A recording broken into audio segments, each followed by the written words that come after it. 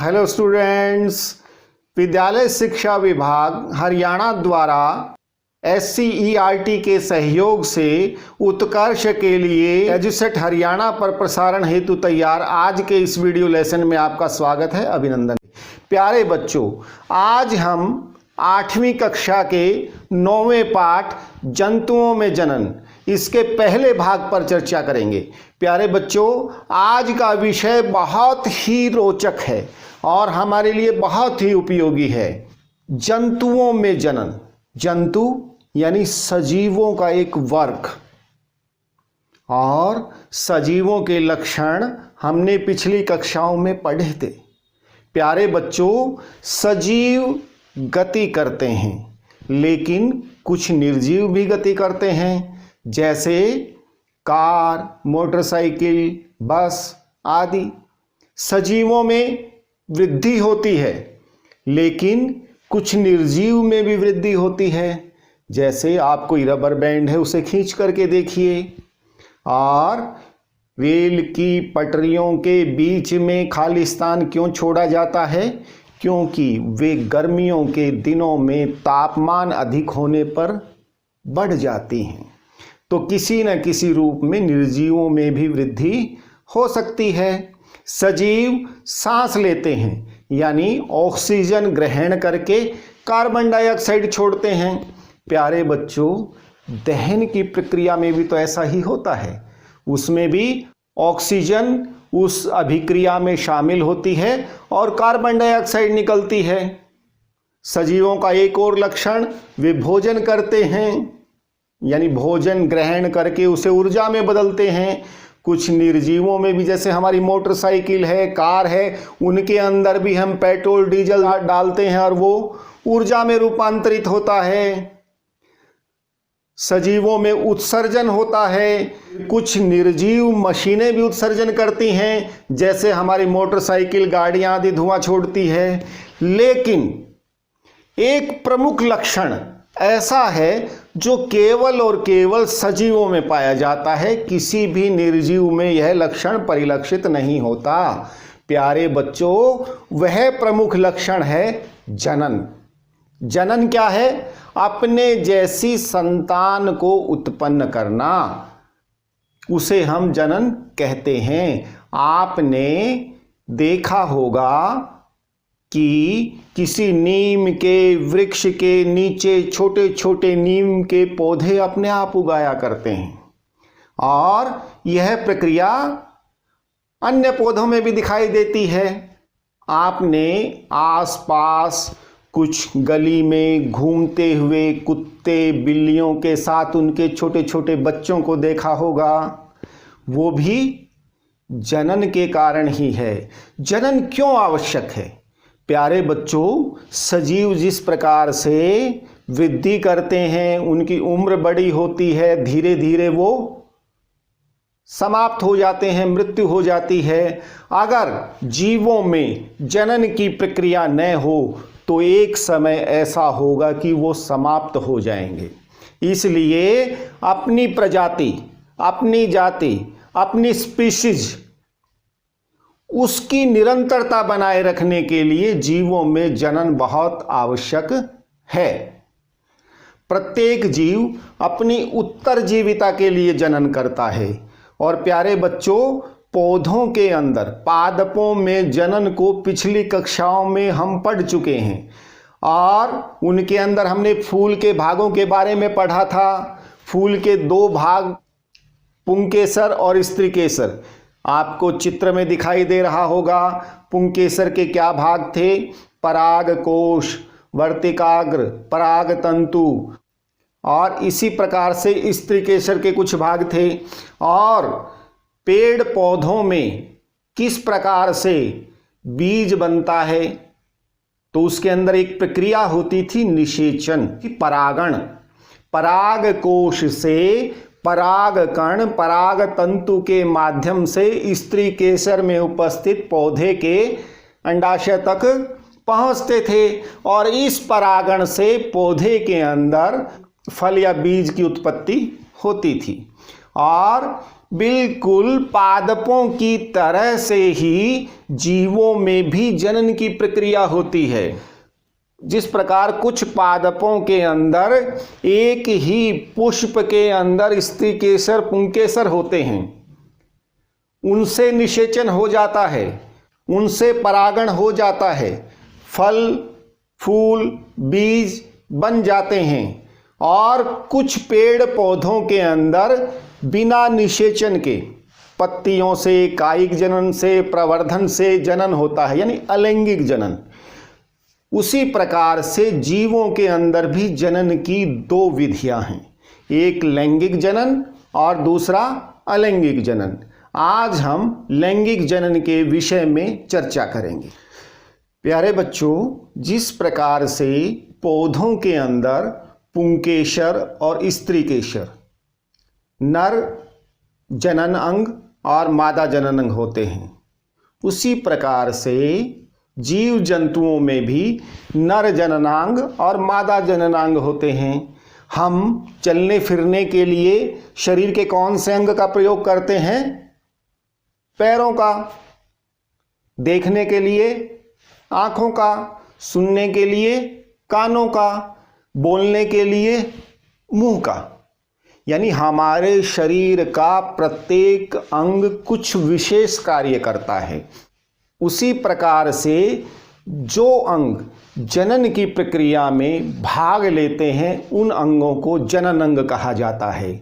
और कुछ विशेष जंतुओं में यह जनन अंग नर और मादा अलग अलग जीवों में होते हैं। पौधों की तरह से ही जंतुओं में भी नर और मादा युग्मक बनाते हैं और ये संलयित होकर के नए युग्मनज बनाते हैं, जिनसे नए जीव का जन्म होता है। इस प्रकार नर और मादा युग्मक का संलयन लैंगिक जनन कहलाता है। आइए आज हम मनुष्य के जनन अंगों के बारे में जानकारी ग्रहण करते हैं। नर जनन अंगों में एक जोड़ा वृषण, दो शुक्राणु नलिकाएं और एक शिश्न होता है। वृषण नर युग्मनज उत्पन्न करता है, जिसे शुक्राणु कहते हैं। और वृषण में एक समय में लाखों शुक्राणु उत्पन्न होते हैं। आप शुक्राणु का चित्र भी देख रहे होंगे। शुक्राणु 3 भागों में विभक्त होता है। इसमें एक इसका शीर्ष होता है, एक इसका मध्य भाग होता है और पीछे एक लंबी पूंछ होती है। यह लंबी पूंछ भला उसके क्या काम आती है? प्यारे बच्चों, यह जब जनन के लिए गति करता है तो इसे एक तरल माध्यम में गति करनी होती है, तो यह पूंछ उसे सही दिशा प्रदान करने और गति करने में सहयोगी होती है। इस शुक्राणु में एकल कोशिका के जैसे ही संघटक पाए जाते हैं। आप चित्र में देख रहे होंगे, यह वृषण से निकल करके शुक्राणु नलिका से होते हुए शिश्न के माध्यम से अपनी यात्रा आरंभ करता है। प्यारे बच्चों, कि हम पैरों से चलते हैं, हमारे मुंह से बोलते हैं, तो पैर और मुंह जन्म के साथ हमारे विकसित होते हैं। लेकिन क्या जन्म लेते ही हम चलना सीख जाते हैं? नहीं, हमें सीखने में समय लगता है, हमें बोलना सीखने में समय लगता है। उसी प्रकार से हमारे जनन अंगों की भी एक परिपक्वता की आयु होती है, उसे हम किशोरावस्था कहते हैं। इसके बारे में विस्तार से हम अगले अध्यायों में चर्चा करेंगे। नर जनन अंग के बाद अब हम जानते हैं मादा जनन अंग किस प्रकार के होते हैं। प्यारे बच्चों, मादा जनन अंग की संरचना अंग्रेजी के वर्ण Y की तरह से होती है।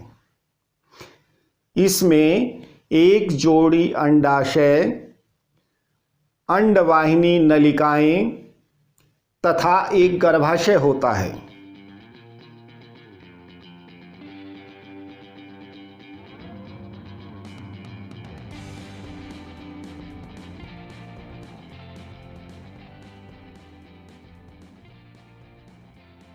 जनन परिपक्वता की आयु प्राप्त करने पर ये अंडाशय मादा युग्मक उत्पन्न करते हैं, जिसे अंडाणु या डिंब कहा जाता है।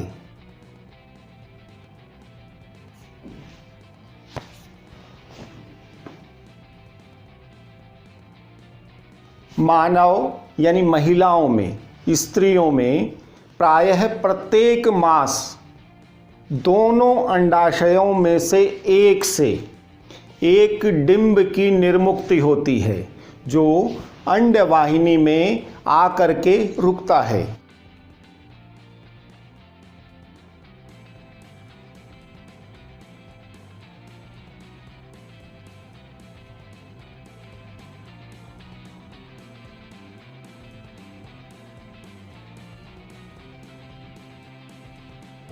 और प्यारे बच्चों, गर्भाशय हमारा मादा जनन अंग का वह भाग है जहां निषेचन के पश्चात शिशु का विकास होता है।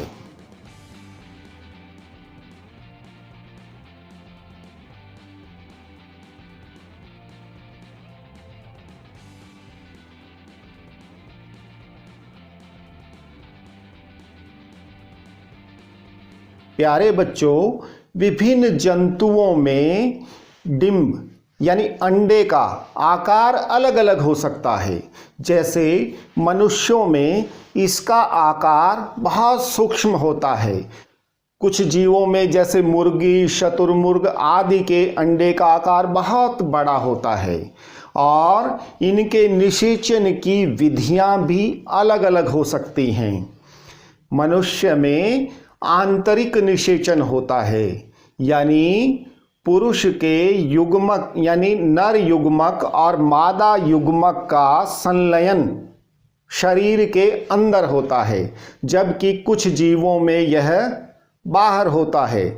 आप किसी तालाब के किनारे जाएं और उस तालाब में जेली आकार की तैरती हुई छोटी छोटी गोल संरचनाओं को देखें।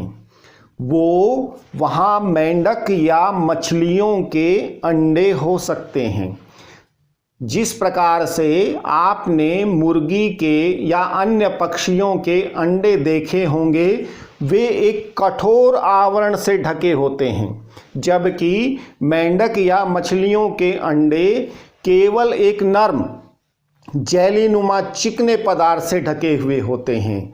और प्यारे बच्चों, मुर्गी जिस प्रकार से केवल कुछ ही अंडे देती है, पक्षी केवल कुछ ही अंडे देते हैं, लेकिन मछलियां या मेंढक हजारों की संख्या में अंडे देते हैं।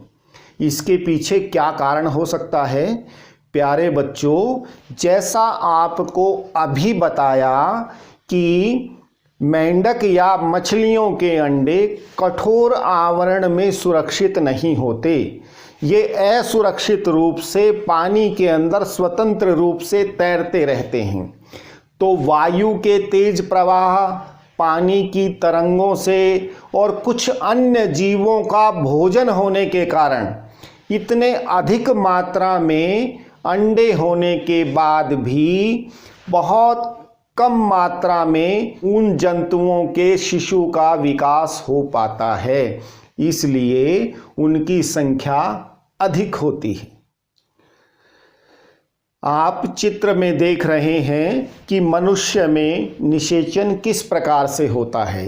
एक अंडाणु उससे संलयन के लिए एक बार में आने वाले लाखों शुक्राणुओं में से केवल एक शुक्राणु संलयन कर पाता है, शेष नष्ट हो जाते हैं। निषेचन के परिणाम स्वरूप युग्मनज का निर्माण होता है और यह युग्मनज एक कोशिका के रूप में होते हुए धीरे धीरे अंडवाहिनी के अंदर गति करता हुआ 1 से 2, 2 से 4 इस तरह करते करते सैकड़ों कोशिकाओं का एक समूह बन जाता है और कुछ समय के अंतराल के पश्चात यह गर्भाशय की दीवारों के साथ अपने आप को सुरक्षित कर लेता है और यहाँ पर शिशु का विकास होता है। निषेचन के इस प्रक्रम में संतति यानी संतान यानी होने वाला बच्चा कुछ लक्षण अपनी माँ से और कुछ लक्षण अपने पिता से ग्रहण करता है। एक ही परिवार के बच्चों के अंदर आप पाएंगे कि उनके शक्ल, रंग, रूप, कुछ लक्षण, कुछ गुण एक समान होते हैं। यह इसी कारण से होता है। तो प्यारे बच्चों, अभी हमने जाना आंतरिक निषेचन के बारे में। मछली, स्टारफिश, मेंढक आदि कुछ जंतुओं में बाह्य निषेचन होता है। यह प्रक्रिया कुछ इस प्रकार से समझी जा सकती है कि मादा मेंढक बिना निषेचन के ही अपने कुछ अंडों का उत्सर्जन करके छोड़ देती है, जो पानी की सतह पर तैरते रहते हैं, और नर मेंढक आ करके उसके ऊपर अपने शुक्राणु छोड़ता है, और इसका निषेचन शरीर से बाहर होने के कारण इसे बाह्य निषेचन कहा जाता है। प्यारे बच्चों, आपने टेस्ट ट्यूब बेबी के बारे में तो जरूर सुना होगा। यह एक भ्रमित करने वाला नामकरण है। सामान्यतः इसको सुनकर यह अनुमान लगाया जाता है कि इसमें मानव शिशु का विकास किसी टेस्ट ट्यूब में या शरीर से बाहर किसी उपकरण में होता है। वास्तव में ऐसा नहीं है। प्यारे बच्चों, हमने अभी जाना कि मादा जनन अंग में अंडाशय से एक अंड निर्मोचित होकर के अंडवाहिनी में आकर के उस स्थान पर निषेचित होता है। कुछ महिलाओं में यह अंडवाहिनी अवरुद्ध हो जाती है, क्योंकि यह एक पतली नली के रूप में होती है।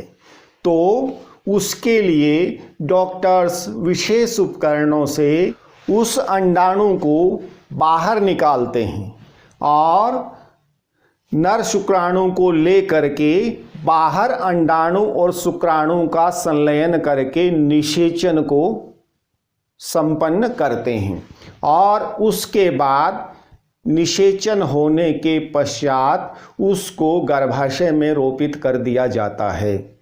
तो निषेचन, केवल निषेचन की प्रक्रिया बाहर होती है, शेष सभी प्रक्रियाएं मानव शरीर के अंदर होती हैं। निषेचन बाहर उपकरण में टेस्ट ट्यूब में होने के कारण इस प्रक्रिया को, इस प्रकार के शिशु को टेस्ट ट्यूब शिशु या टेस्ट ट्यूब बेबी कहा जाता है। इसको IVF तकनीक भी कहते हैं। प्यारे बच्चों, निषेचन के फौरन पश्चात अंडाणु के ऊपर एक परत बननी आरंभ हो जाती है, जो उसकी सुरक्षा के लिए होती है। कुछ जंतुओं में यह परत बहुत कोमल होती है, कुछ जंतुओं में यह बहुत कठोर होती है। जिस प्रकार से मुर्गी, उसके ऊपर सुरक्षा का कठोर आवरण, कठोर परत तैयार होने के बाद ही उसे निर्मुक्त करती है। बाद में आपने मुर्गी को अंडों के ऊपर बैठे हुए भी देखा होगा। वह उनके विकास के लिए उपयुक्त तापमान उनके ऊपर बैठ करके तैयार करती है, और उस अंडाणु में उस जीव के सभी अंगों का विकास उसी अवधि के दौरान होता है। प्यारे बच्चों, और जीव के सभी अंगों का विकास होने के बाद वह उस कठोर कवच को तोड़ करके बाहर आता है। बाह्य निषेचन वाले जंतुओं में जीव के सभी अंगों का विकास बाहर ही होता है।